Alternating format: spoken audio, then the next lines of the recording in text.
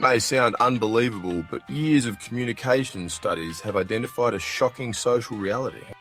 That many of us find our daily conversations to be somewhat nerve-wracking experiences. Though we're often not sure why at the time, exchanges with others become edgy and stressful, often leaving us feeling that the whole interaction lacked smoothness, gratitude, or respect. Of course, at times, life puts us in the position of dealing with people who are irritable, overly self-centered, or just plain emitting toxic energy generated by their deep, unresolved issues. But a key to improving our daily relations with others is to honestly check whether we ourselves have fallen into an extremely common behavioral trap, an unconscious, stress-creating habit, namely the urge to drive conversation. This self-defeating tendency is so common and so much a part of many family or workplace cultures. Most people are blind to its presence.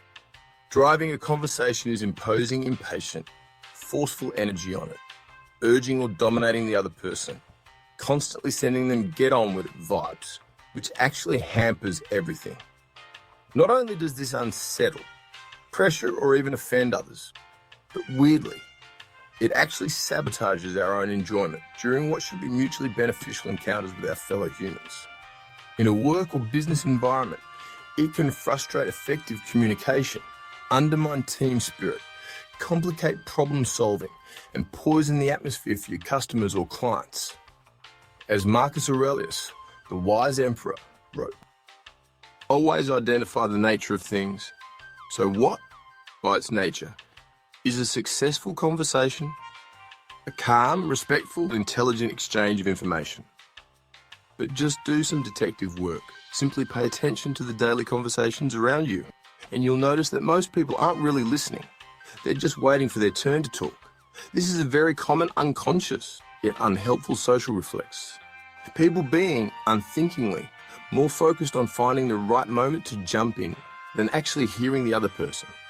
They finish sentences for others, say things like, yeah, I know, or right, or huh, repeatedly, or nod and gesture so as to rush the speaker along, eager to get to their own point.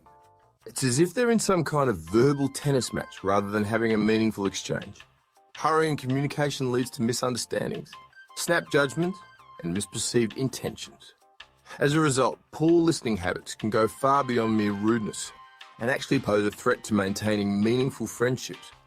Because when never truly heard, people don't feel valued. Once we've learned to spot this syndrome in others, the next, and of course even more important step, is to take a sincere look at ourselves to see if we do it too during social interactions.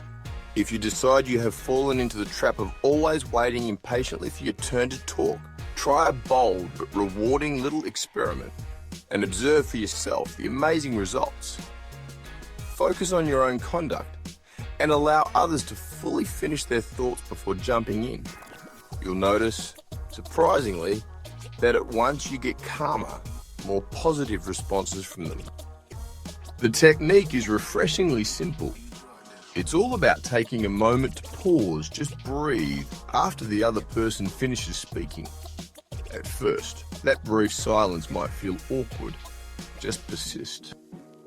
It may feel like the moment is dragging on forever, but in reality, it's only a split second. With practice, that wait will become easier, and you'll come to appreciate the power of this pause. While an easy replacement habit to develop, its impact is huge, for it actually helps you connect more deeply with others and earn more respect from almost everyone you interact with.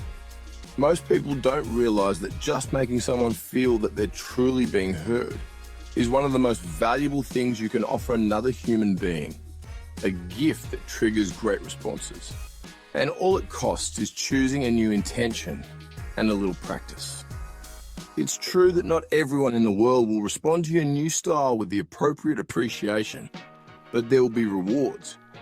When you give most people the rare gift of feeling truly heard, you'll actually sense their relief, and the energy between you will become lighter, more relaxed. The trust between you will grow. Don't worry about losing your turn to speak, because you'll still have plenty of time to share your thoughts. Remember, we're only talking here about a brief, calm pause, not a long silence. You'll also find that your words now carry more weight, and the person you're speaking to will start mirroring your patience and respect. So your own sense of breathing space will increase.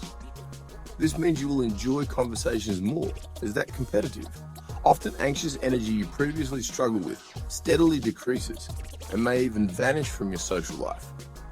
By reversing this common syndrome, becoming a noticeably better listener, and one of those legendary easy to talk to people, your relationships will be blessed with better communication.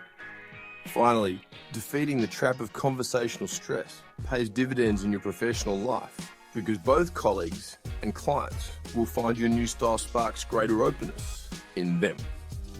If this exposé of a self-created stress generator registered with you, you'll find another very common self-torment pattern unmasked back in episode 11.